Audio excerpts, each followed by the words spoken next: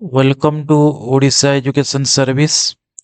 अभी लेक्चर रे आमे OES 2025-26 जो आसीबाकू जाउछि तार कोन इलिजिबिलिटी क्राइटेरिया टा कोन रहिबो, वैकेंसी केते आसीबार चांस रहिछि, सिलेबस कोन रहिछि, एग्जाम केबे हेबो, everything that you needs all about the Odisha Education Service School branch ପାଇଁ ଆମେ ଏଠାରେ ଡିସ୍କସ୍ କରିବାକୁ ଯାଉଛେ।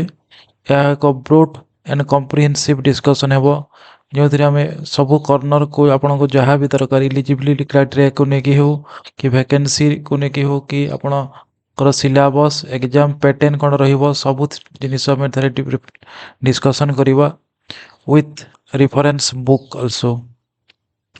सो हमर OES that is the Odisha education service officer ता कोन ताको आमे प्रथम बुझिनबा। पोस्ट नेम जहाँ रोचे हमर Odisha education service group B under department of school and mass education department government of Odisha. Government of Odisha रो school and mass education department under रे a post रे आमे काम आपण माने काम करिवे। रिक्रूटिंग बॉडी रहिबो ओपीएससी द्वारा यार रिक्रूटमेंट बाहर करा जाय थाए।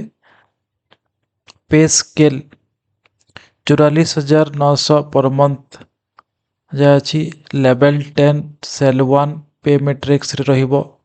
ORSP रूल 2017 ता सहित आपण को जो यूजुअल डियरनेस अलाउंस जहाँ रही डीए रही एंड अदर अलाउंस जहाँ गवर्नमेंट सैंक्शन करथिबो आउ टाइम टू टाइम जहाँ चेंज होता है से हिसाब रे आपण को ए जगह पेमेंट मिलिबो।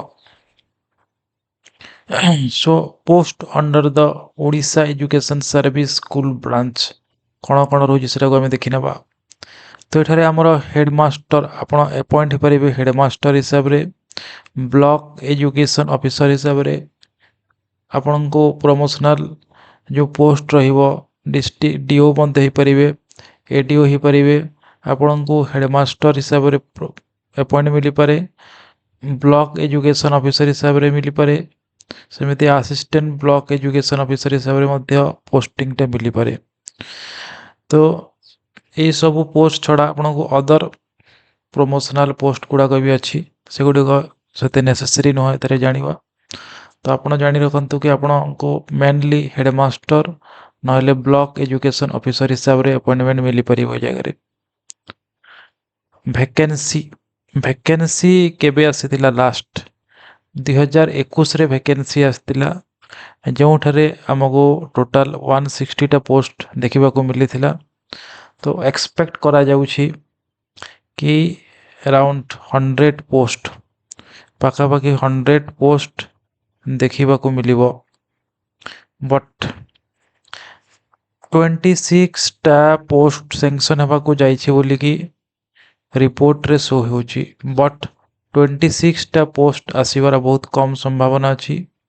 पोस्ट संख्या आपणकर 100 पाखापाखि पहुँची जीवो से आपण ओरिड हेबे ना जगह आपण सिलेबस कंप्लीट करिकी आपणकर गोल्स को अचीव करिया पय आपण एटारे डिटरमिनेंट होंतु। देन हमर एज कोन रहिबो ओएस ऑफिसर हेबा पय मिनिमम एज 21 रहिबो। मैक्सिमम आगरु थिला 32 बट एबे गवर्नमेंट रूल चेंज होइछि 38 करिछि। सो आपनकर एज रहिबो 38। एज रिलैक्सेशन रहिबो ST SC SC BC women समस्त पय रहिबो जेमिति रही थाए 5 वर्ष मैक्सिमम 43 ईयर रहिबो मनंग पय। देन हमर पीडब्ल्यूडी मनंग पय 10 ईयर रिलैक्सेशन रहिबो से माने 48 एज पर्यंत अप्लाई करि परिबे। सेमिति पीडब्ल्यूडी belonging to the ST SC and the SCBC 15+ year रसमान को एज रिलैक्सेशन मिलिबो। 53 एज पर्यंत से माने अप्लाई करि परिबे। देन हमर एजुकेशनल क्वालिफिकेशन टा कोन रहिबो डिस्कस करिबा जगह।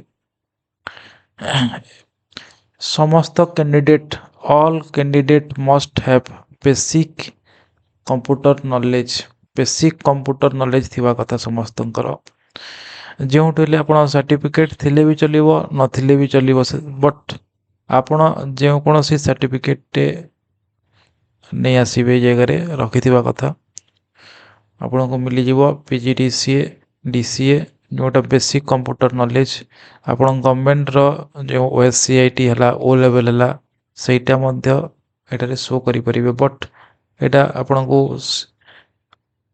कंप्यूटर सर्टिफिकेट प्रोड्यूस करने को पड़ो ना आपण को एटा खाली ओनली जानी थिबा कथा बोली कहिछि बेसिक कंप्यूटर नॉलेज थिबा कथा बोली कहिछि देन हमर एजुकेशनल क्वालिफिकेशन रे तीन प्रकार कैटेगरी थ्री कैटेगरी रे को डिवाइड कराई फर्स्ट हमें देखिबा कि एठारे हमर bachelor degree and master in education MEd जहाँ आम कहूचे और एमए एजुकेशन जोटा थिले भी जगह आप एप्लाय करि परिबे bachelor in arts science and commerce आपण जो बैचलर डिग्रीटा आर्ट्स रही पारे साइंस रही पारे कि कॉमर्स रही पारे एंड आपणकर एजुकेशन रे मास्टर डिग्री थिबा कथा that is master of education और ए जगह एमए एजुकेशन मेंशन करी नाही बट एमए एजुकेशन भी जहार थिबो से माने अप्लाई करि परिबे because our MET and the MA education are equivalent according to the latest judgment of Supreme Court. Supreme Court judgment रही आपणकर MET आउ MA education टा equivalent. So एठारे अप्लाई करि परिबे जो मानकर एजुकेशन थिबो MA education. But ये जगह आपण OPSC ठारू कन्फर्मेशन नवाको पड़िबो ओपीएससी कौन कहूसी सेटा ता ऊपर डिपेंड करिवो सुप्रीम कोर्ट रो जजमेंट अछि कि एमए एजुकेशन को भी अलाउ करिवा कथा ए जगह रे बट ओपीएससी अलाउ करूछि कि नहीं सेटा आपण आरटीआई मागी परिबे नहले जते बेले आपनकर रिक्रूटमेंट आसीबो सेते बेले आपण कंफर्म होई परिबे देन हमर सेकंड क्राइटेरिया को जीवा सेकंड क्राइटेरिया रे हमर master degree plus bachelor in education आपणकर जेकोसी मास्टर डिग्री थिबा कथा सेटा आर्ट्स रे हो साइंस रे हो कॉमर्स रे हो एंड बैचलर डिग्री थिबा कथा एटा गोटे second type of criteria then आमे थर्ड टाइप ऑफ क्राइटेरिया को जीवा जो जगह हमर इंटीग्रेटेड प्रोफेशनल डिग्री को ए जगह इंक्लूड करा जायछि जो मानकर integrated BA BEd BSc BEd थिबो and the master degree in arts science थिबो जो माने इंटीग्रेटेड बीएड करिथिबे रीजनल कॉलेज रे हो कि अदर जे कोनोसी यूनिवर्सिटी रे भी हो इंटीग्रेटेड बीए बीएड कोर्स गुडा को बहुत जगह रे होची रीजनल इंस्टीट्यूट छाड़ी की भी सो ता सहित आपनकर master degree in arts science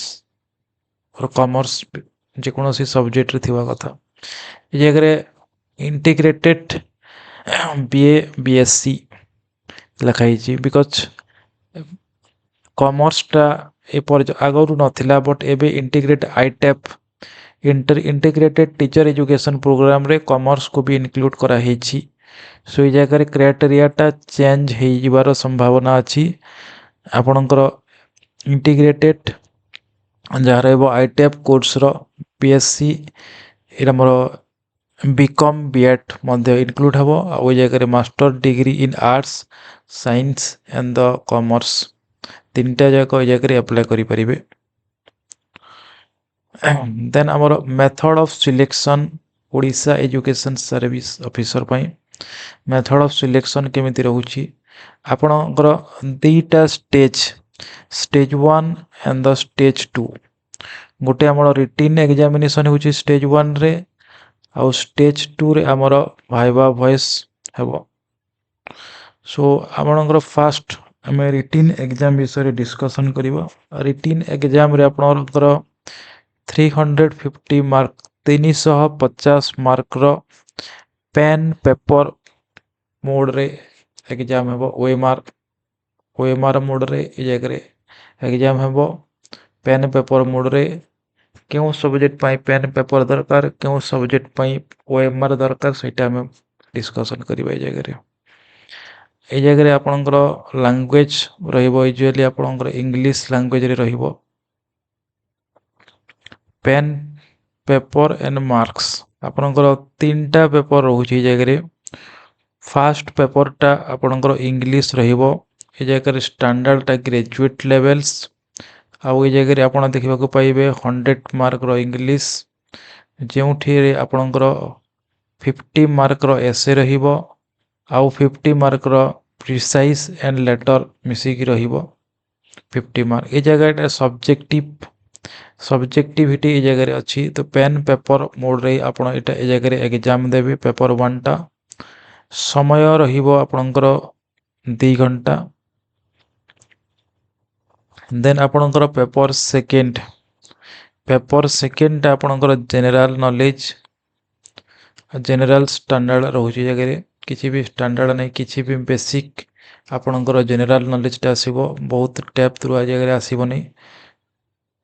so basic knowledge दरकार आपनकर जनरल नॉलेज रे ए जगह रहउची आपनकर 100 मार्क रो एग्जामिनेशन हेबो ओएमआर बेस्ड हेबो एमसीक्यू ए जगह रे क्वेश्चन आसीबो जहार टाइम ड्यूरेशन रहिबो 2 आवर्स।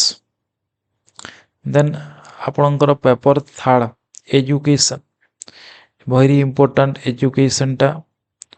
एजुकेशन रे आपनकर पोस्ट ग्रेजुएट लेवल रो क्वेश्चन आसीबो ओएमआर बेसिस रे आपण एग्जाम देबे जगह रे एमसीक्यू रहिबो आउ नेगेटिव मार्क मध्य रहिबो ए जगह रे आपनकर जनरल नॉलेज रे भी नेगेटिव मार्क रहिबो एजुकेशन रे भी आपनकर नेगेटिव मार्क रहिबो। ए जगह रे आपनकर एजुकेशन टा 150 मार्क रहउची आउ आपनकर टाइम ड्यूरेशन टा 2 आवर्स पर्यंत रहिबो ए जगह रे। तो फास्ट आपनकर 2 दिन पर्यंत एग्जाम हेते फास्ट डे रे आपनकर पेपर 1 एंड पेपर 2 हे जिवो जाकी fast shift and second shift हिसाब रे आपनको देखिबा को मिलिबो आउ सेकंड दिन रे आपनको पेपर थर्ड रो एग्जामिनेशन हेबो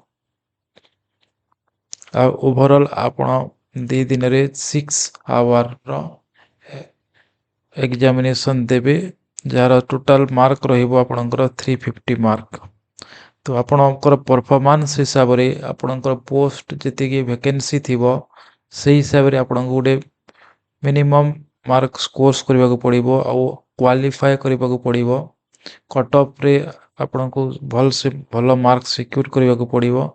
आपण जदी कट ऑफ मार्क रे रहुचंती आपनको सेकेंड स्टेज को अणा जिवो सेकेंड स्टेज रे आपनकर वाइवा टेस्ट हेबो इंटरव्यू हेबो आपनकर जो माने क्वालिफाई करिवे candidate who qualify in the written test और the written exam are called for viva voce. एटा आपनकर 150 मार्क रो वाइवा रहिबो ए जगह रे 150 मार्क रो जगह रे आपनकर वाइवा रहउची। फाइनल सिलेक्शन टा आपनकर रिटन एग्जाम रो मार्क आ वाइवा वॉइस रो आपनकर परफॉर्मेंस हिसाब रे कैलकुलेट हेबो ए जगह रे। देन आमे वेरी इंपोर्टेंट जे को आमे डिस्कशन करिबा सिलेबस ओएस स्कूल ब्रांच रो सिलेबस कोन अछि ताको आमे डिस्कशन करिबा। तो फर्स्ट ए जगह रे आपने जनरल इंग्लिश जाके आपनको ग्रेजुएट डिग्री स्टैंडर्ड रो पड़िबो 100 मार्क ताको डिस्कशन करनबा। एसे राइटिंग आपनको एसे राइटिंग जाके आपनको 600 टू 700 वर्ड रे लिखिबा को पड़िबो 50 मार्क्स रहिबो आपनको टाइम टोटल समय मिलुची इंग्लिश पय 2 आवर्स तो सही हिसाब रे आपनको मैनेजमेंट करबा को पड़िबो। देन आपनकर प्रिसाइज राइटिंग आ लेटर राइटिंग मिसी की 50 मार्क रो पडुची प्रिसाइज राइटिंग रहिबो 20 मार्क आ letter writing and comprehension 10 mark रहिबो।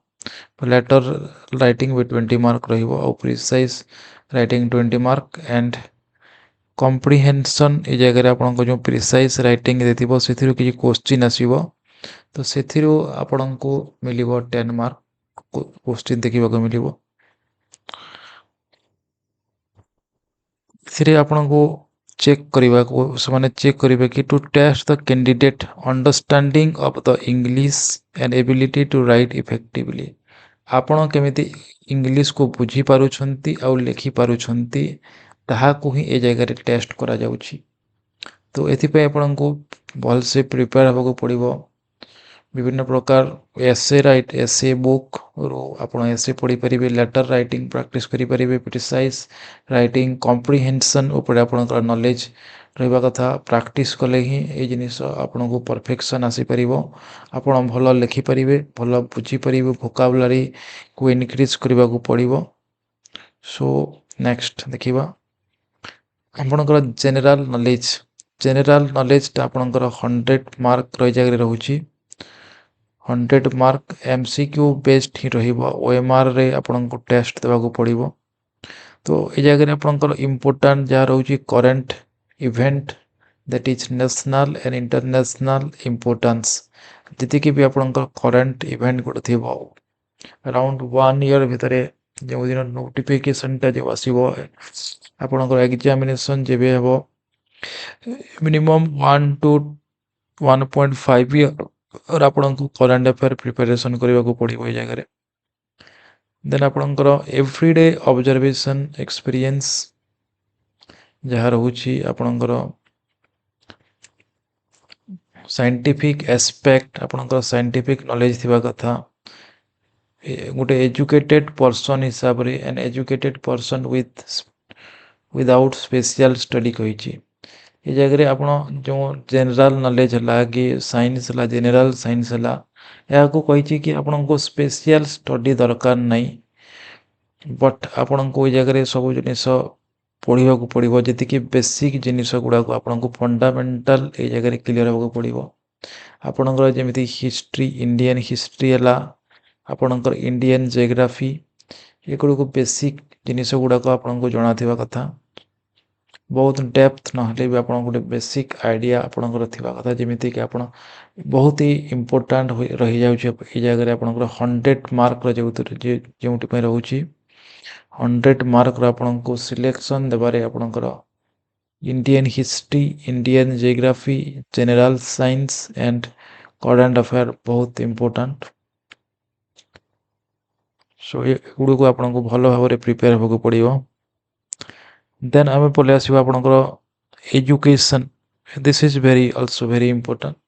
150 ମାର୍କର ଆପଣଙ୍କର ପଡ଼ୁଛି।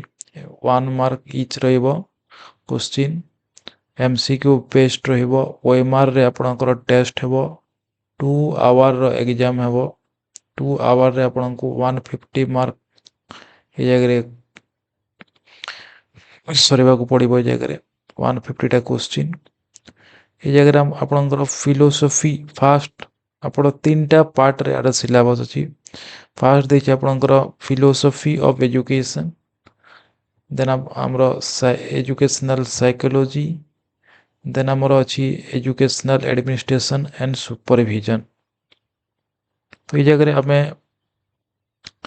ସିଲାବସ୍ଟା କ'ଣ ଅଛି ତାକୁ ଆମେ ଟିକେ ଡିସ୍କସ୍ କରିନେବା। ଆଉ ତାର ରେଫରେନ୍ସ ବୁକ୍ଟା କ'ଣ ହେଇପାରିବ, ଆପଣଙ୍କୁ ମିନିମମ୍ କେଉଁ ବୁକ୍ଟା ଫଲୋ କରିବାକୁ ପଡ଼ିବ, ସେଇଟା ହେଉଛି ବହୁତ important. Contemporary western educational thought, contemporary Indian educational thought, ଆପଣଙ୍କର ଇଣ୍ଡିଆନ ଫିଲୋସଫି, ୱେଷ୍ଟର୍ଣ୍ଣ ଫିଲୋସଫି ସବୁ ଡିସ୍କସ୍ କରିବାକୁ ପଡ଼ିବ। ତା ଛଡ଼ା ଆପଣଙ୍କୁ ସୋସିଓଲୋଜିକାଲ ଫାଉଣ୍ଡେସନ୍ ଅଫ୍ ଏଜୁକେସନରେ society and education, social control, social change, process of socialisation, modernisation, determinants of culture and education, ये सब विषय आपको यही बुक्स जहाँ आपंकर रहा comprehensive study of education and the philosophical and the sociological basis of education, that is the author of Samuel Ravi आपको जो गोटे बुक भी नहीं पारे, जोटा तुम 2टा बुक देती जगह आप जो गोटे बुक भी प्रिफर करें जगह और आपणकर परफॉर्मेंस को इनक्रीज करें as a reference book. This is only the reference book for your OES examination. Then आमे एजुकेशनल साइकोलॉजी को जीवा। एजुकेशनल साइकोलॉजी रे आपनकर अछि learning, individual difference, intelligence, personality and its measurement, personality and its दी तरह से जे पर्सनालिटी ऑफ मेजरमेंट। तो एथिरे आपनकर advance educational psychology, advance educational psychology book जहाँ आपनकर एसके मंगल द्वारा रहुची, ताको आपनको से बुक को फॉलो करिकी रेफरेंस बुक आपण पढ़ी परिवे। बेटर हम कि एसके मंगल ही आपण प्रिफर करेंगे बिकज तार लैंग्वेजटा सिंपल रहुची, आपको बुझापी कष्ट हेबनी। बट आपण जदि चाहिए अनिता उल्काफ आप बुक भी मध्य फॉलो करेंगे। But this book is very comprehensive, तार लैंग्वेज आपन को बहुत टफ लैंग्वेज रहिबो। So according to your choice आप बुकटा को फॉलो करेंगे। देन आमर रोचे एजुकेशनल एडमिनिस्ट्रेशन एंड सुपरविजन्स, ये रोचे आमर principles, educational control and management, supervisions, finance, educational finance, then our planning, organization and the research. This is very important. यार बुक रेफरेंस बुक कौन हो परिबो सेटा होची बहुत इंपोर्टेंट। गोटे सिंगल बुक नाइ कि आपनकर ही एजुकेशनल एडमिनिस्ट्रेशन एंड सुपरविजन को कंप्लीट करूथिबो, ता पई आपनको ऑनलाइन सोर्सेस रेफरेंस बुक आपनको फॉलो करबाको पड़िबो। आपनकर बुक्स एजुकेशनल एडमिनिस्ट्रेशन पाई doctor R P. Bhatnagar, doctor Divya Agarwal, educational administration supervision planning and finance या को आपण फॉलो करि परिबे। सेमिति आउ गोटे बुक भी अछि educational administration and management supervision planning and finance by doctor लोकमान अली, तांकर बुक मध्य आपको फॉलो करि परिबे। जोटा आप गोटे बुक नहीं कि आपनकर प्रिपरेशन को स्टार्ट करि परिबे for the educational administration and supervisions. So आपण डिस्कशन थिला सिलेबस उपरे, एलिजिबिलिटी क्राइटेरिया उपरे, बट एग्जाम टा हमर वैकेंसी केबे आसीबो सेटा गोटे बहुत इंपोर्टेंट कथा। वैकेंसी टा आपनको डिसेंबर मंथ एंड रे, डिसेंबर 2025 एंड रे आपनको निश्चित भाव में देखा को मिलिबो। ताठू आगरे भी आपको देखा को मिली पारे, बट आपनको प्रिपरेशन टा आज ही स्टार्ट करने को पड़िबो। एग्जामिनेशन जेबे आपनकर नोटिफिकेशन आसीबो मिनिमम 6 मंथ, आपनकर मिनिमम 6 मंथ पर एग्जाम हेबो आपनकर ओपीएससी द्वारा। 6 रु 8 month, minimum 6 month, maximum 8 month. 8 month भितर आपनकर एग्जाम टा हे जीवो। So according to your standard, according to your levels, your level of your preparation, and hope you understand all the things that we are discussed here. If any doubt, go to the description of YouTube channels and join the group, that is our WhatsApp group, Telegram group, and you can directly connect with me and message through WhatsApp. So thank you, and you are requested to subscribe my channels and share to your friend. Thank you.